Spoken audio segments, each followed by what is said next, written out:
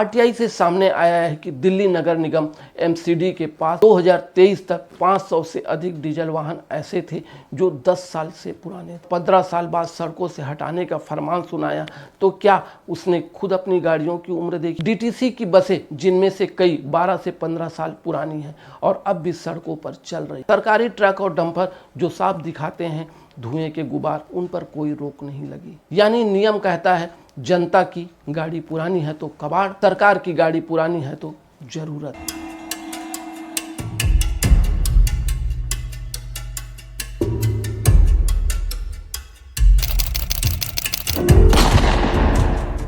अगर आपकी गाड़ी 10 साल पुरानी है तो आप कानून तोड़ रहे हैं। भले ही वो गाड़ी आज भी शानदार कंडीशन में हो, इंजन की आवाज एकदम साफ हो, धुआं ना निकलता हो, माइलेज आज भी शानदार दे रही हो, लेकिन कागजों में वो गाड़ी अब गुनहगार है। दिल्ली सरकार के एक फैसले ने लाखों लोगों की नींद उड़ा दी है। ना कोई चेतावनी, ना कोई विकल्प, सीधे बैन। क्या पर्यावरण की रक्षा के नाम पर एक गरीब ऑटो ड्राइवर, एक मेहनतकश टैक्सी वाला या एक मध्यम वर्गीय कर्मचारी को सजा मिल रही? क्या जिनके पास BMW, ऑडी और टेस्ला जैसी लग्जरी इलेक्ट्रिक कारें हैं, सिर्फ वही अब दिल्ली की सड़कों पर चलने के लायक रह गए हैं? और बाकी वो जिनके लिए वो पुरानी वैगनारी ऑफिस जाने का एकमात्र सहारा है, वो जिनके पास EMI चुकाने के बाद पेट्रोल भरवाने तक के पैसे नहीं बचते, वो लोग अब क्या करें? दिल्ली सरकार ने 2015 में NGT के कहने पर नियम बनाया। 10 साल पुरानी डीजल गाड़ी और 15 साल पुरानी पेट्रोल गाड़ी दिल्ली की सड़कों पर नहीं चलेंगी।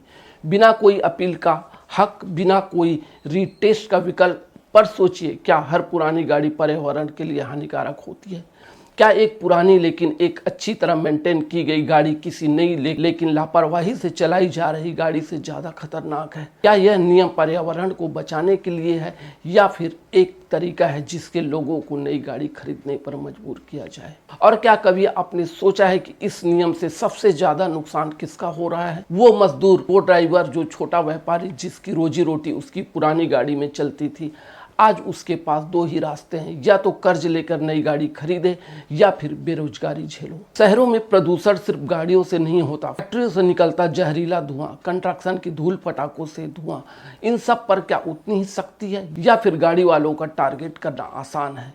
अब सबसे पहले जानते हैं नियम क्या है। दिल्ली में गाड़ियों की पाबंदी क्यों लगी? आपके पास 2013 मॉडल की स्कॉर्पियो है, गाड़ी एकदम फिट, बीमा वैध, PUC पास, इंजन क्लीन और चलती एकदम स्मूथ, लेकिन सिर्फ एक वजह से आप आज अपराधी बन गए, गाड़ी 10 साल पुरानी है। अब ये सवाल उठता है, आखिर ये नियम है क्या और क्यों इतने लोगों की रोजी रोटी एक झटके में छीन ली गई? शुरुआत हुई NGT के एक आदेश से। 2015 में नेशनल ग्रीन ट्रिब्यूनल NGT ने एक ऐतिहासिक फैसला सुनाया।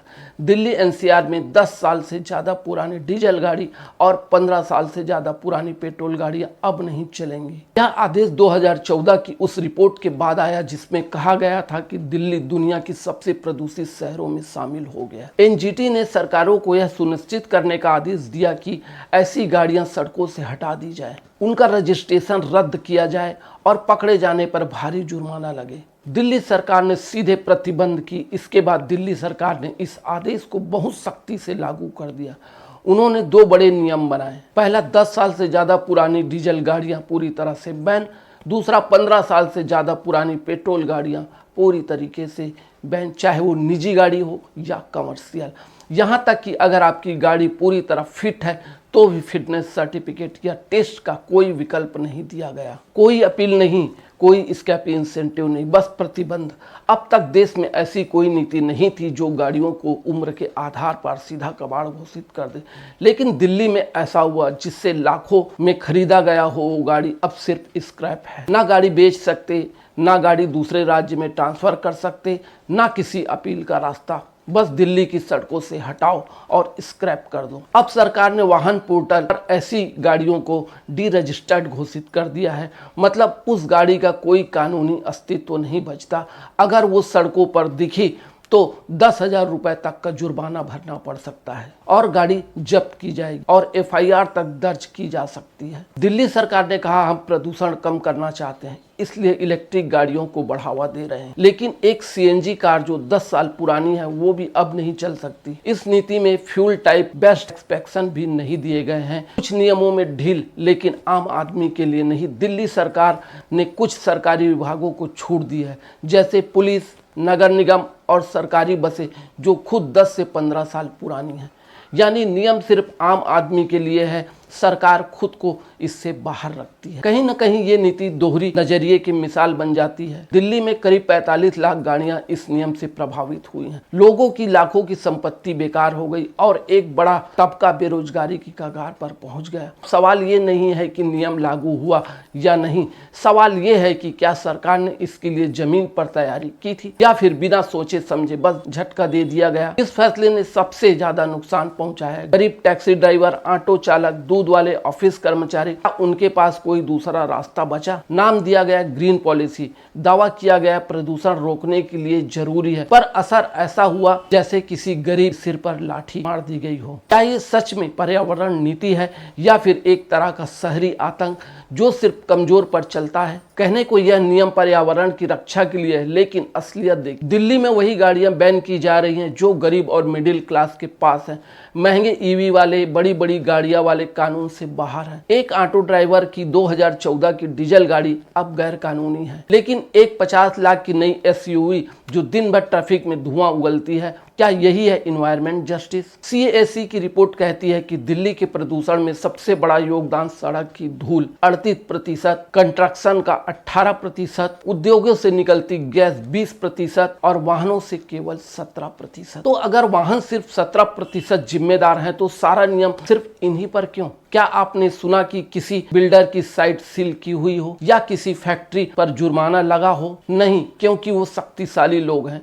नियम सिर्फ वहां चलते हैं जहां विरोध करने की ताकत नहीं होती। ये ग्रीन पॉलिसी नहीं, एक खौफ है जहां कानून का डंडा सिर्फ गरीब पर पड़ता है। अब इसे जरा दूसरे नजरिए से देखिए। गाड़ियां पुरानी हुई, उन्हें चलने से मना कर दिया गया, नई गाड़ी लेने का दबाव, फाइनेंस कंपनियां, बैंक और ऑटो कंपनियां एक्टिव हुई, लाखों लोग मजबूरी से ईएमआई पर नई गाड़ियां लेने लगे। क्या ये पर्यावरण के नाम पर बाजार और कंपनियों के लिए नई मांग खड़ी करने की स्क्रिप्ट थी? सरकार खुद कितनी ग्रीन है? दिल्ली सरकार की बसें, ट्रकों और लोकल गाड़ियों का बड़ा हिस्सा 10 साल से भी पुराना है, लेकिन नियम सिर्फ आम जनता के लिए। 2030 में आरटीआई के जरिए पता चला कि दिल्ली नगर निगम एमसीडी के पास 500 से ज्यादा ऐसी गाड़ियां हैं जो 10 साल से पुरानी हैं और अब तक भी सड़कों पर चल रही हैं। क्या ये ग्रीन पॉलिसी तब तक ही लागू होती है जब तक वो सरकार पर लागू ना हो? ग्रीन पॉलिसी या गरीबों की सफाई की योजना, अगर गाड़ी आपकी कमाई का जरिया है तो अब वो जरिया आपसे छीन लिया गया है। एक रेहड़ी वाले की गाड़ी, एक दूध वाले की स्कूटी, एक ऑफिस जाने वाली वैन, सबको खदेड़ दिया गया है एक नियम के नाम पर जो शायद